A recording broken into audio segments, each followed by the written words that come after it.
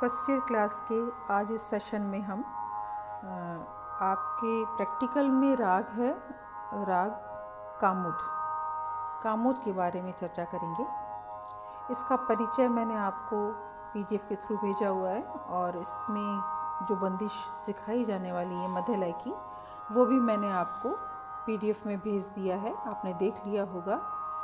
कोई भी राग गाने से पहले हमें उसका परिचय थोड़ा सा ब्रीफ कर लेना चाहिए और जब भी हम कोई राग शुरू करते हैं तो उसमें आरोह अवरोह पकड़ ज़रूर गाते हैं।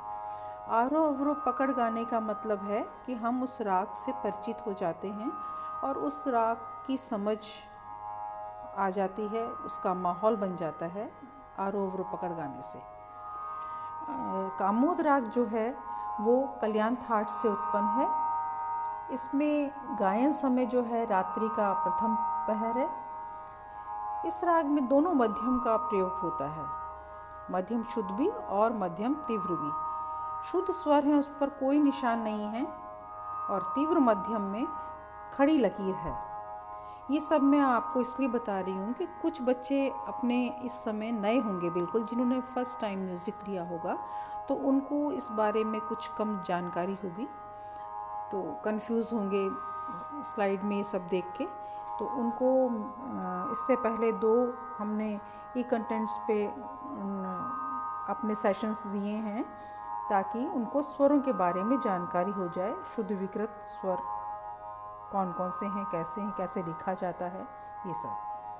तो अभी आप देख रहे होंगे आरोह अवरोह में माँ है, माँ के ऊपर खड़ी लकीर है, वो मध्यम तीव्र है।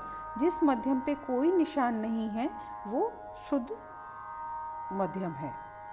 अब आरोह का मतलब हुआ नीचे से ऊपर, जब हम गाते हैं स्वरों को, नीचे से ऊपर जाने का स्वरों का जो क्रम है वो आरोह है, ऊपर से नीचे आने का स्वरों का जो क्रम है वो अवरोह है। और पकड़ का मतलब है ऐसी स्वर संगति जिससे राग हमें पकड़ाई में आ जाए, पहचान में आ जाए।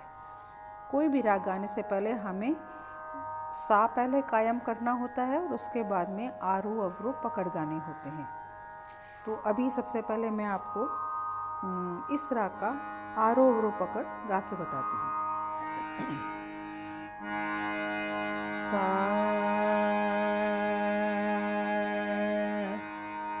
रे पा मा पा धा पा। ये जो मध्यम था, माँ जो मैंने लिया, इस पे स्लाइड में आप देख रहे होंगे तीव्र खड़ी लकीर है, तो ये तीव्र मध्यम गाया मैंने। उसमें तीव्र मध्यम जब हम इस राग में गाएंगे मा पा धा पा की संगति ही गाएंगे। मा पा धा पा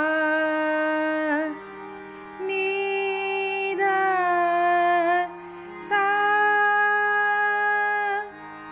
जो ऊपर का गाया है इसमें ऊपर बिंदी है, यानी तार सप्तक का सा है। अब अवरोह सा नी धा पा मा पा धा पा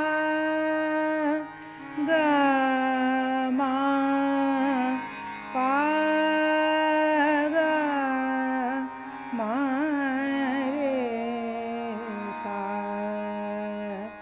समझ गए होंगे कि गामा पा जो गाया है अभी, गामा पा, ये जो मा था शुद्ध था, गामा रे सा।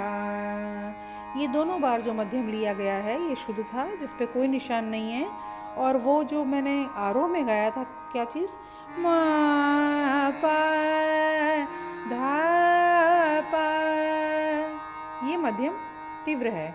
गा मा पा गा मा रे सा, ये हुआ आरोह अवरोह। अब पकड़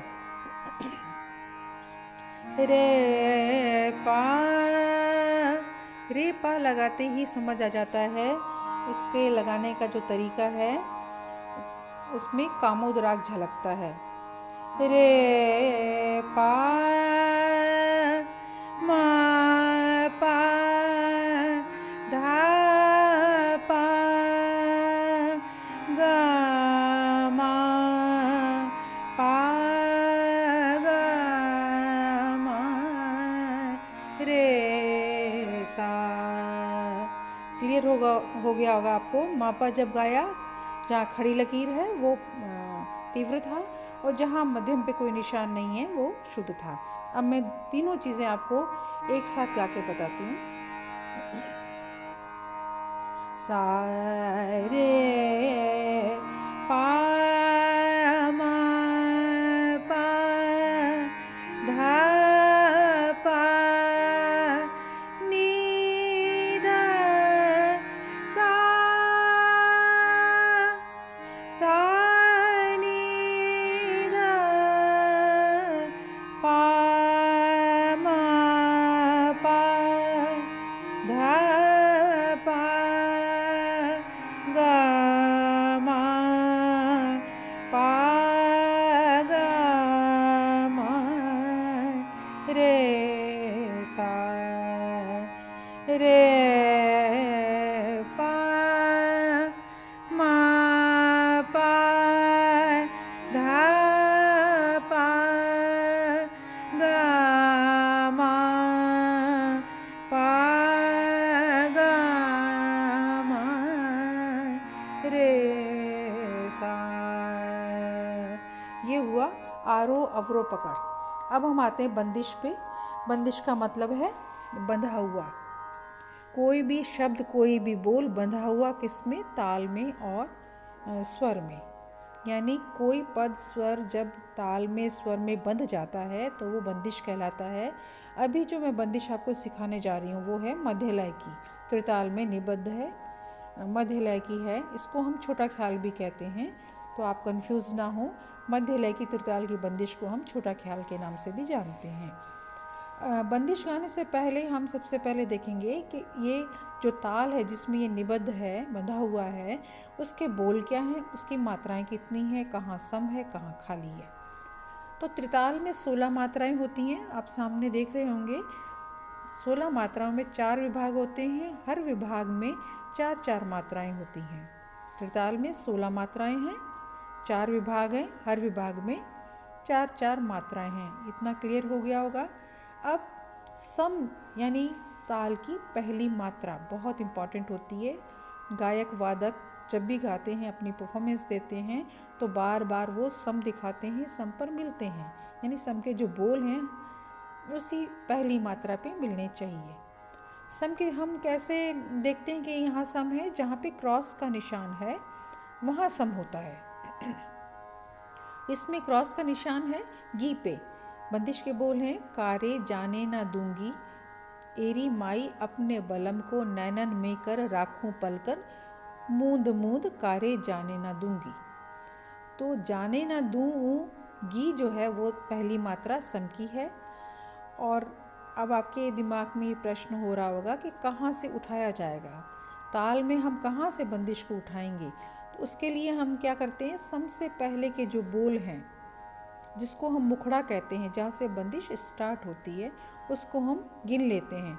तो सम के जो पहले बोल हैं इसमें का, रे, ए, जाने ना दूं, ये 8 और एक ऊपर जो है का, यानी 9 मात्राएं जो हैं वो मुखड़े की हैं। हम कैसे उठाएंगे, ये कैसे देखेंगे कि 16 मात्रा की ताल थी त्रिताल, उसमें 9 मात्रा का मुखड़ा है, तो कहाँ से उठेगा? 16 में से 9 गए, 7 बचे, 7 मात्राओं को हम छोड़ देंगे, 8वीं मात्रा से ये बंदिश शुरू होगी। कैसे पता करा हमने?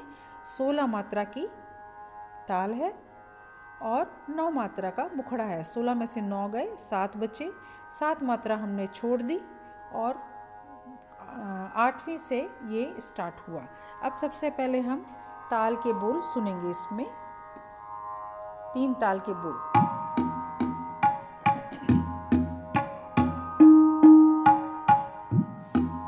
1 2 3 4 5 6 7 8 9 10 10 11 12 13 14 15 1 2 3 4 5 6 7 8 13 14 15 16 धा दिन दिन धा धा दिन दिन धा धा तीन तीन ता ता दिन दिन धा। ये जो धा है ये सम की पहली मात्रा, ताल की पहली मात्रा है, इसी को सम कहा जाता है। और इसी पे गी है, जाने ना दू गी जो है पहली मात्रा पे है, ये ध्यान रखिएगा। और हमें कहाँ से उठानी है ये बंदिश? 8वीं मात्रा से उठानी है। अब देखिए एक बार फिर से हम ताल देखेंगे।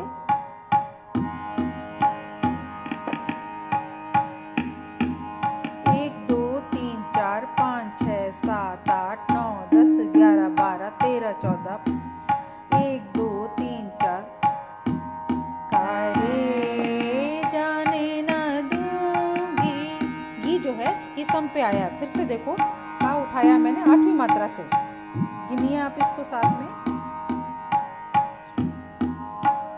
3 3 ता ता 1 2 3 4 5 6 कारे जाने ना दूंगी तेरी माई, कारे जाने ना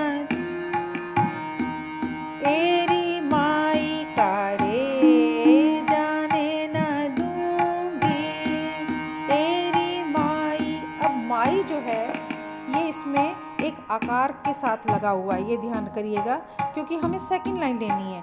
अगर फर्स्ट लाइन हमें कारे दोबारा रिपीट करना है तो माई जो है हम छोटा गाएंगे, एरी माई कारे, यानी ऊपर उसी 8वीं मात्रा पे का गाएंगे।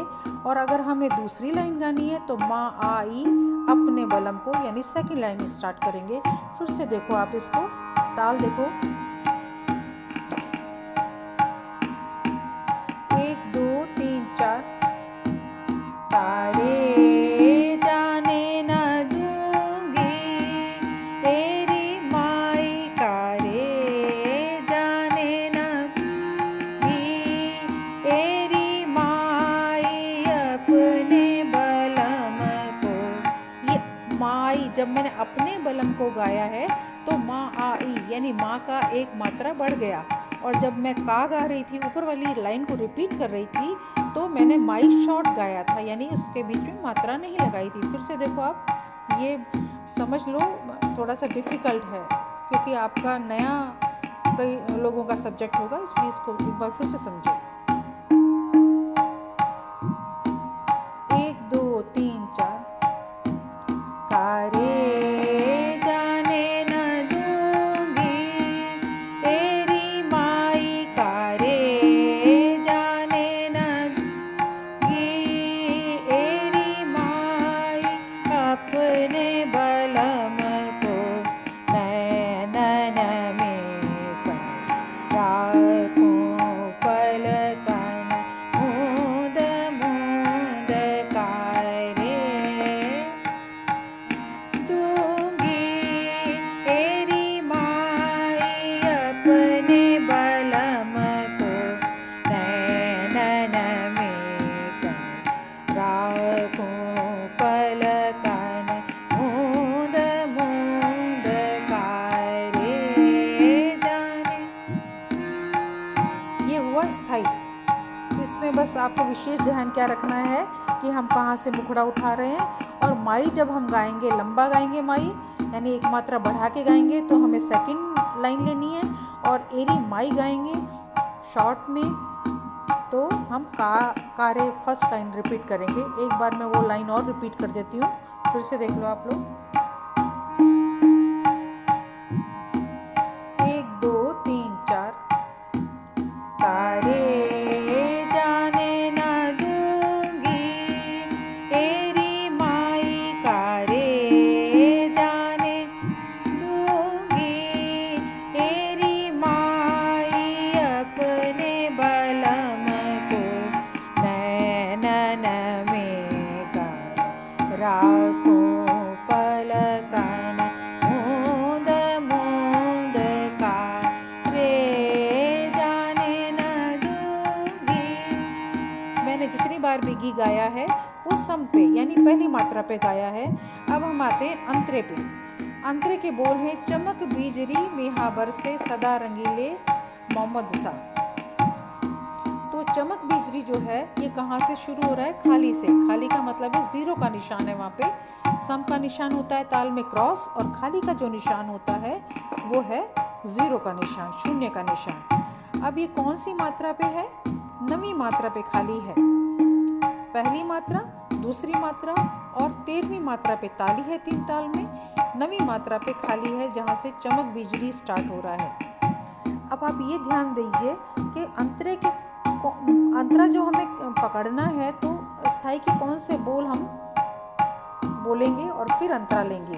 तो इसमें जो का है, का के बाद में रे जो है वो खाली पर है, हम रे नहीं बोलेंगे, हम का के बाद में सीधे ही चमक बीजरी गाएंगे। ये बहुत ध्यान देने की बात है।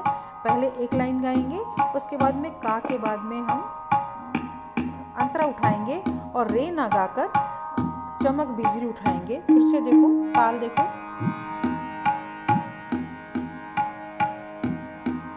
9 10 1 2 3 4 कारे जाने न दूंगी तेरी माई, कारे जाने न तेरी माई का बोल के अब देखेंगे। फिर से देखो,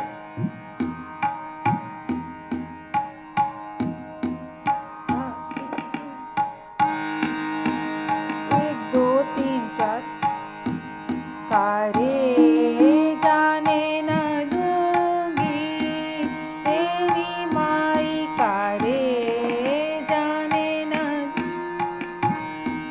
तेरी माई। चमक बीजरी मेहा बरसे, चमक बीजरी मेहा बरसे सदा रंगीले मोहम्मद शाह। बरसे मेहा बूंद बूंद का रे जाने न दूंगी तेरी माई।